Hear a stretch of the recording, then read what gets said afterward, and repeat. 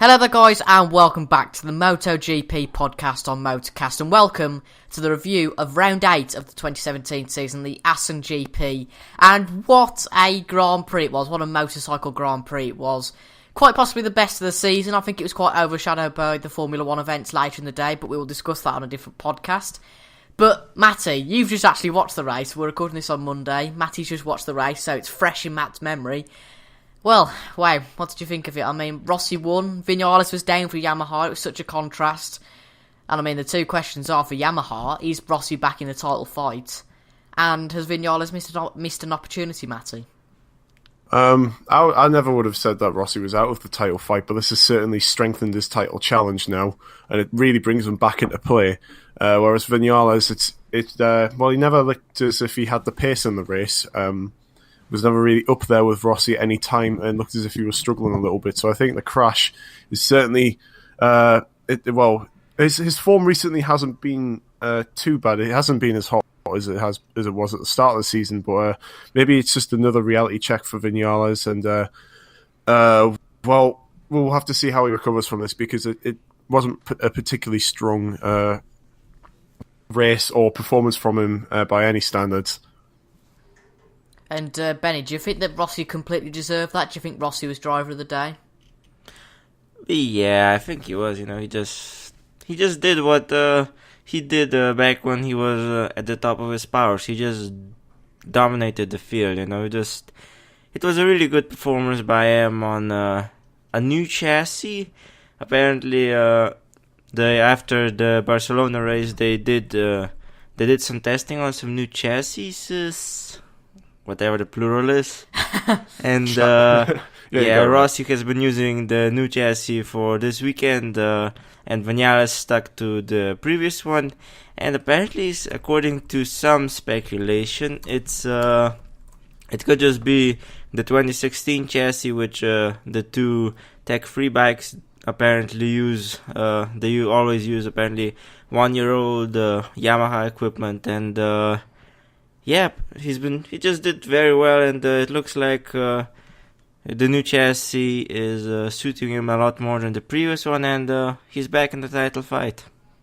Definitely. It's certainly going to be interesting between the 4 or 5 at the top. Now, tech-free Yamaha sister team, you touched on a little bit there, Benny. Now, we've all come to love Johan Zarco, nothing against Jonas Folger, but Johan Zarco, wow.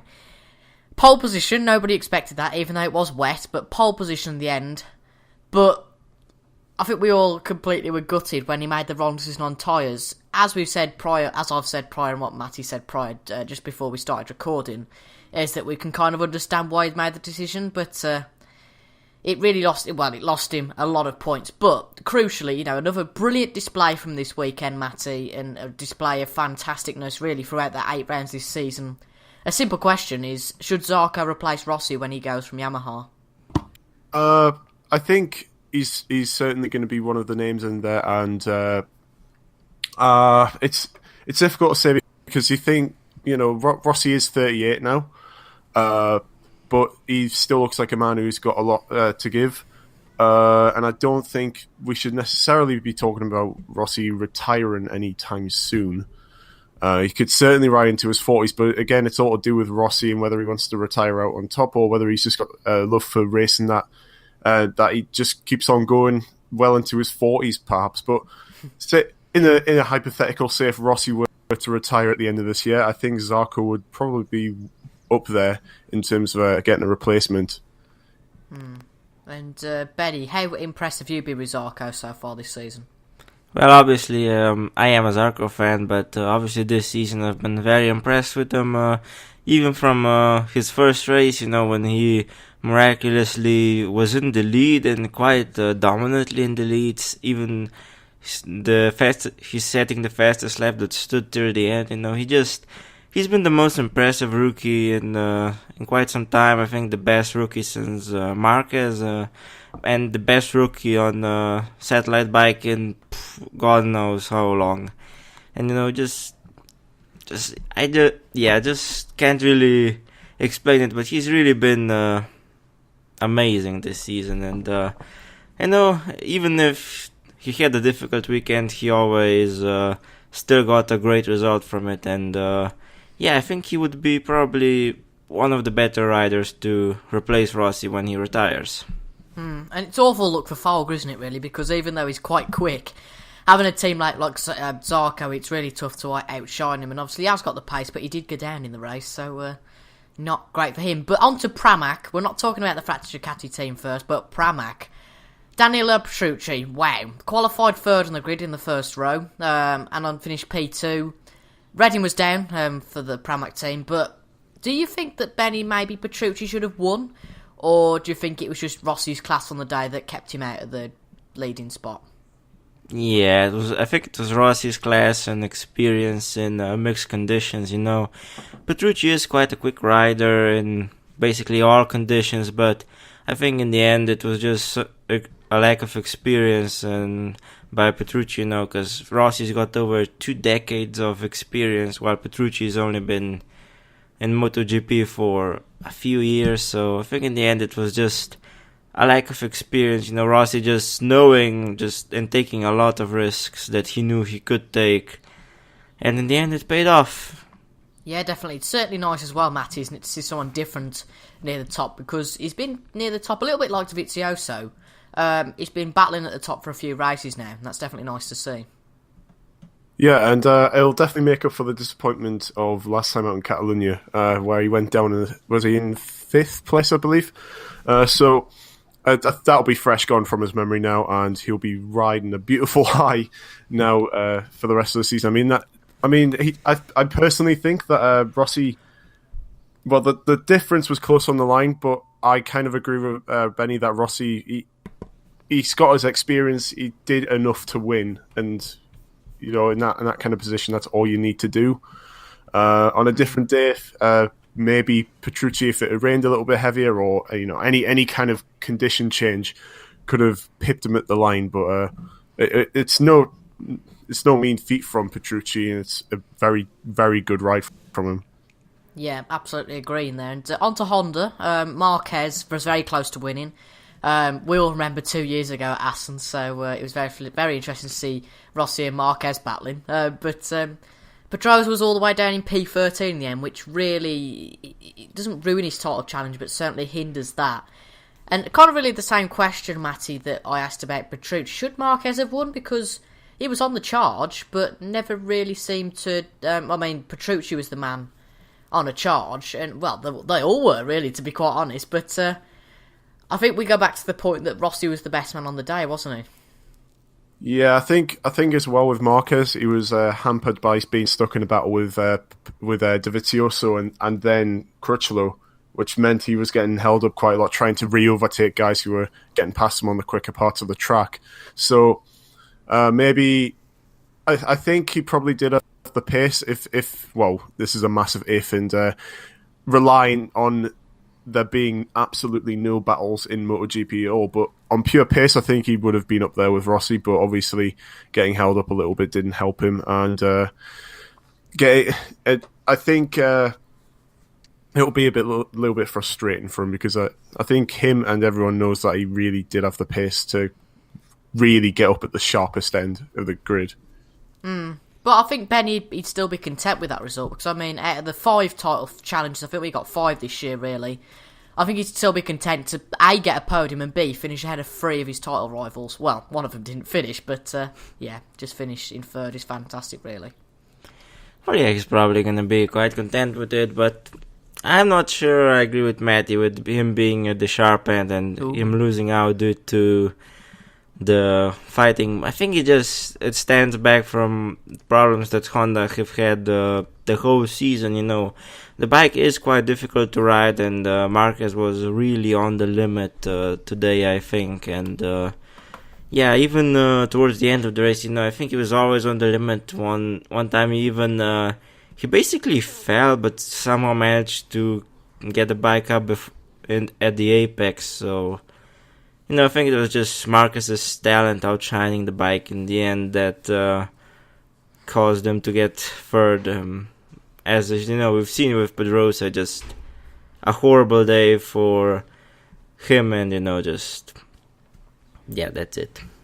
Any response to the MotoGP Data Supremo, Matty? Well, I'm not going to argue with Benny too much. Obviously, he is our mastermind when it comes to this, so I'll take on board what he said there. Yeah, and you'll improve for next time. Won't you? I'll get it right next time. That's just my opinion, Yeah, but Benny's the god when it comes to MotoGP, so we all must worship him. But anyway, let's get on with this. We aren't even at Ducati yet, but let's talk about Mark VDS, another one of the Honda teams. Now, we're not going to talk about Tito Rabat. I mean, Tito Rabat did get 4 points, so, clap, clap, clap. But, Benny, Jack Miller had shocking luck because he got third in Q1, which meant he obviously didn't get through to Q2, but had a fantastic race up to sixth. Is it just simply that Miller just loved this track? Yeah. Oh, right, okay. Matty, do you fancy elaborating on that? I'm not really sure if there's much more to say. I guess the conditions once again favoured his favourite track in getting him a higher position, but and it's another solid result, and I guess I can't disagree with what Benny said there. Any word on Rabat? Well, it's a strong run. 4 whole points there. He's gonna need to pick it up a bit though if he's wanting to get anywhere near Rossi. I think it's still on the cards, and I'm sure this dead horse of a meme will get kicked to death at the end of this season. Well, I'm sure in the MotoGP season review you can have a whole hour dedicated to Tito, because I'm sure he'll win the championship from here. But apart from us, our silly antics, let's move on to Ducati, who we finally get to. It's not that I don't like Lorenzo, but you had to laugh on Saturday because he suffered his worst qualifying ever. Back row, he didn't look too pleased. Benny, what's going wrong? I mean, he doesn't like the wet conditions anyway at Assen, but honestly, just a crap weekend, wasn't it? Yeah, I think, just his problems really started on Saturday when it rained. Was it 2012 or 2013? I think it was 2013 that he had that horrible crash that broke his collarbone or something, or one of his bones. And, ever since then, he's really been afraid of riding in the wet. He doesn't really say that he is, but, by the way he rides the bike, it just seems like he's afraid of pushing the limits in those kinds of conditions, which is kind of problematic if you're trying to fight for wins on a race-by-race basis. And, in the case of Lorenzo, even trying to get good results with the Ducati, but he still doesn't look that he's gotten used to the bike. In the end, I think it was just a combination of him not being completely used to the bike and his bad pace in the wet. That's just where it started. And then in the race, he tried his best, but he just didn't look comfortable on the bike, really. Yeah, but a very sporting sort of interview he had a few weeks ago, Benny. Wouldn't you agree that? I think he said after the last Grand Prix, obviously he's not in the championship fight anymore, but he would help his team out as much as possible to get that title. That's very sporting of him, isn't it? I mean, he doesn't have to do that, obviously. Yeah, it's very sporting. Just like Kimi and F1, he said that when he's not gonna be in the championship fight anymore, he's gonna help his teammate, which I think everybody in racing, they should do that. In the end, still it's better if you can't win it. That still it's better than your teammate wins it than anybody else. Well, let's go on to let's actually not go on to Cal Crutchlow just yet. Let's talk about Dovi. Dovi, nearly 3 in a row. I think Julian Ryder and Hodgson were getting very excited on the UK TV that it was going to be 3 in a row for Dovi, but not quite. But still, a good ride from Dovi to finish 5th, Matty. Yeah. It was almost a bit of a dark horse in that race, starting quite a way back and then bringing himself really into play in the last few laps. I think possibly suffering a little bit once the rain started to come down a bit harder. Obviously, we then saw Cal Crutchlow, who we'll talk about in a little bit, catch up to them, him battling Marquez. But it's still a strong result, and he gets the championship lead from it, so he can be nothing but happy with that. And I think I guess it's a recovery race of sorts, but I mean, I think he found himself in a position where he never thought he would in that race, and I think he'll be reasonably pleased with that. And I think for the Italians, what a fantastic race. 3 riders in the top 5. Only us Brits and Slovenians could dream of that, couldn't we? 3 of our nations in the top 5. But anyway, onto the LCR team. Obviously, just Cal Crutchlow.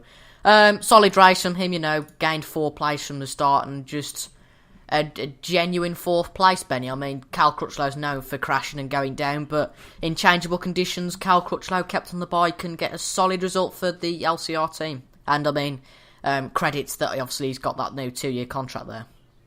Well, yeah, he's obviously he's always been quite good in mixable conditions, and I think that showed today. As in the start of the race, he was just fighting along with the second group that formed, and he just didn't look like he could catch up to the front guys. But when the rain started, he found some time from I don't know where. He was just very good in the wet conditions, and in the end, well-deserved 4th place. Yeah. Definitely. Anything to add on that, Matty? Again, just kind of repeating what Benny said, the where he was finding time from, I have no idea, and finding it in such massive chunks. I mean, 0.6 of a second was I think that was the lap just before he caught the 2 riders of Dovi and Marquez. Just kind of amazing, really. Came completely out of nowhere. I think that at one point, actually, he was 2 seconds a lap quicker than the leading bunch. Yeah, I remember that. His lap time came, and I went, "What? What's going on here?" But no, like you said, fantastic race from Cal. Really, not a podium, but 4th place. I suppose all us Brits can take that. And talking about Brits, Sam Lowes, I think everyone's heart just crumbles for him. He got into Q2 this weekend. That was fantastic from him. But he crashed in the race. That wasn't great at all. But Elisha Spargo, massively outperforming that bike this year. He's had a few problems. He had a lot of problems, actually, just like his teammate. A solid P10. Matty, I don't know. Well, I suppose you can't really answer this question directly. But would you say it's simply the pressure in the race that gets to Lowes? It's difficult to say. You'd think. Well, I think if you're a MotoGP rider, or any kind of sportsman, you've got to have some sort of control when it comes to nerves. It's definitely possible, but I just don't think he's fast enough. Possibly just doesn't have the confidence in the bike. Yeah, it is a shame. You kind of hope for him that he does eventually get the confidence, but it's not made easy by having a teammate like Elisha Spargo, who is just. Well, he's going to be a future MotoGP champion for sure. So, some would revel in the opportunity to have such a teammate, but I think Sam is really struggling with that. And like you said, maybe he's getting hit by the pressure of it. It's just a complete contrast to the norm, though, isn't it, Benny? I mean, somebody he was good in the wet. I mean, you wouldn't associate someone who's not quick enough to be good in the wet. I mean, that was fantastic. But do you agree with Matty, Benny, that Espargaro's a championship rider? And if not, I think Matty will have to change his opinion. Well, yeah, obviously. I think Elisha Spargaro could win a championship if he got a good bike. Just at the moment, I don't think he ever had like a really good championship contending bike like a factory Yamaha or Honda. But yeah, in the case of Lowes, it looked like finally a breakthrough on Saturday when he got through to Q2, but then on Sunday when it was dry again, it was just like he was good old Lowes again. I say good old, just he really seems to be struggling with the GP bike. Just unlike some people, some riders just quickly adapt to the more powerful, faster bikes. Lowes just could. It looked like he just couldn't, And in Moto2 he was often quick, but he was also often fell, and that made his championship challenges a lot more difficult. But In GP he just, I don't know, I think he needs a better bike for a start to at least gain some confidence and then to develop his GP skills. I think he still got a lot of talent, but he just needs to get some kind of motivation behind him and more confidence. As the moment, it looks like he's lacking everything. It's a big shame. Hopefully, by sort of the Silverstone point, at the end of the summer, he's gained that confidence and can be good at his home crowd. But Suzuki, let's talk about Suzuki. Obviously, Alex Rins has that good comeback that everybody dreamt of, but made the wrong decision on tyres. A little bit like Zarco, Lorenzo, Barbara, those sort of people. But Iannone got a good haul of points, Matty. Now, last year, Iannone got a little bit of a reputation of being a bit of a madman. Kind of understandable after crashing into Dovizioso just 1 or 2 times. But obviously, Iannone won that race at Austria last year. And Iannone is a very quick driver. And this year, he's took a struggling bike. I don't really think he's moaned too much about the bike. And he's done well, especially today, or yesterday, obviously. So my question to you is does Iannone get a bit of a wrong reputation after, just a few incidents? Perhaps a little bit, but I don't think he necessarily had any. Well, he definitely didn't have a reputation like that the season before last, and I think it's a bit harsh to judge him off, 1 or 2 races. Of course, it's you are going to get a little bit of stick for crashing into your teammate, and for it to happen more than once is not exactly going to help your case. But we've seen, well, it happens all the time. Really, you get teammates crashing into each other, so. As long as you kiss and make up and you're all happy and you sort it all out and you explain to the team that you're so sorry and you try and patch things up, then yeah, it'll fix quickly. But in terms of this year, he's just, I think he's just made a wrong career move. I think the right one was to stay with Ducati, obviously, but it's difficult to see into the future, and only a few people on Earth have the ability to be able to look forward and make a positive decision. So he'll just be hoping now that Suzuki miraculously gains pace next year. I think that's pretty much his only hope. Can I just add, it wasn't his decision to leave Ducati. Both him and Dovizioso's contract ran out at the end of the season, and they confirmed Lorenzo, and then somewhere till the end point of the season, they said that they were gonna decide who they're gonna sign, and in the end they chose Dovizioso. Okay, my mistake again then. Okay. My mistake, yeah. But asking you, Benny, now. Alex Rins obviously came back after America. Good comeback for him, even though, the result wasn't great.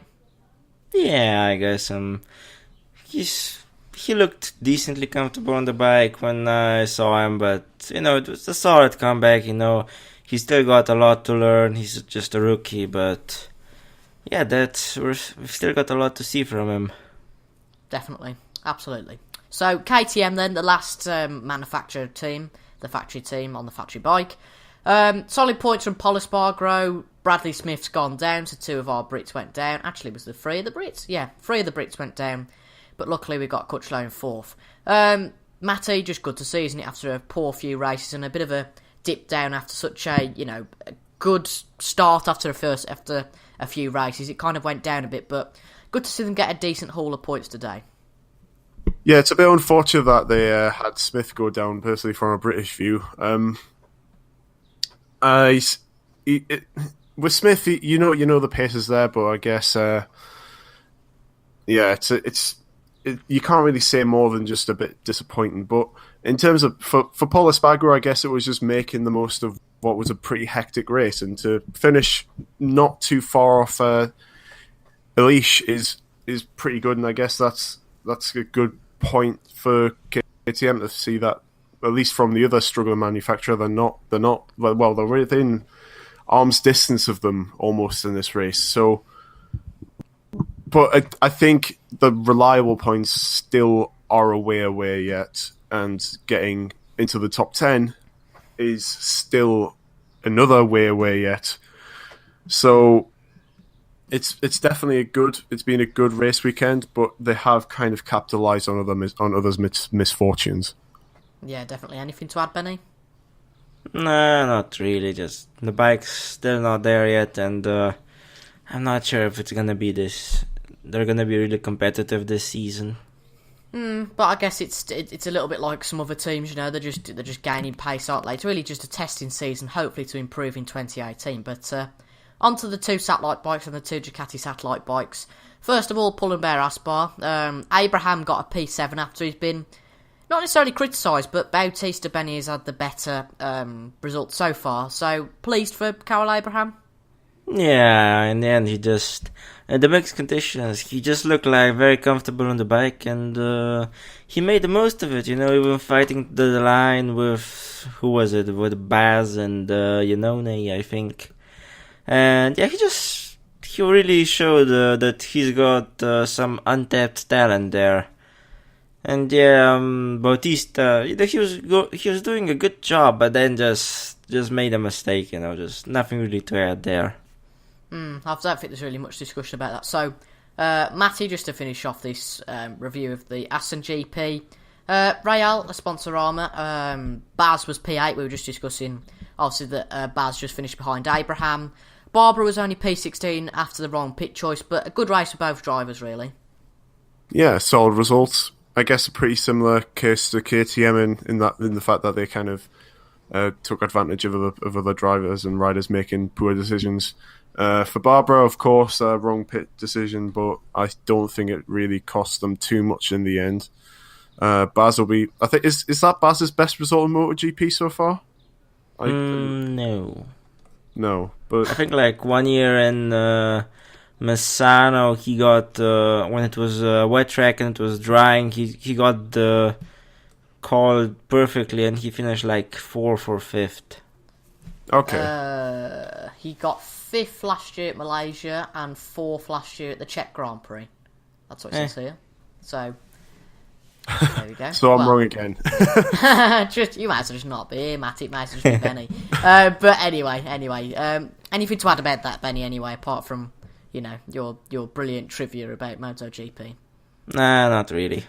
Okay then, right. So let's discuss the next race, which is a Honda stronghold at the Sachsenring in Germany, which is in a week's time, and we're all looking forward to that. Obviously, last year it was a Marquez Crutchlow Dovizioso podium. Benny, with your crystal ball, Marquez to win again? No, I think it's gonna be Pedrosa. It's really a Pedrosa track and he's always been doing good there, and we're gonna see. I think it's gonna be Marquez in second, and it's gonna be Honda domination with Crutchlow also on the podium.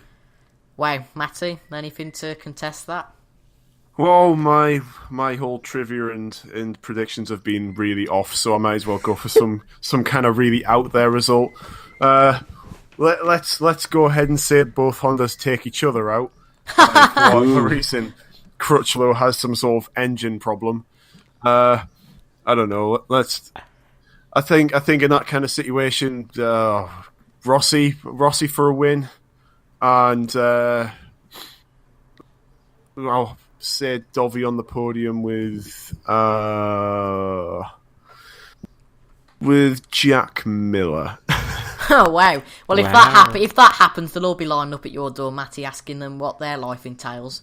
But anyway, that's it for the MotoGP Assen Grand Prix review. Thank you very much, you folks, for coming on. I hope you guys have enjoyed the review. We'll be back next week, probably this time next week again, for the Sachsenring GP, and hopefully, if Matty describes it right, it should be a fantastic GP. But thank you very much for watching, and we'll see you for the next podcast. Goodbye.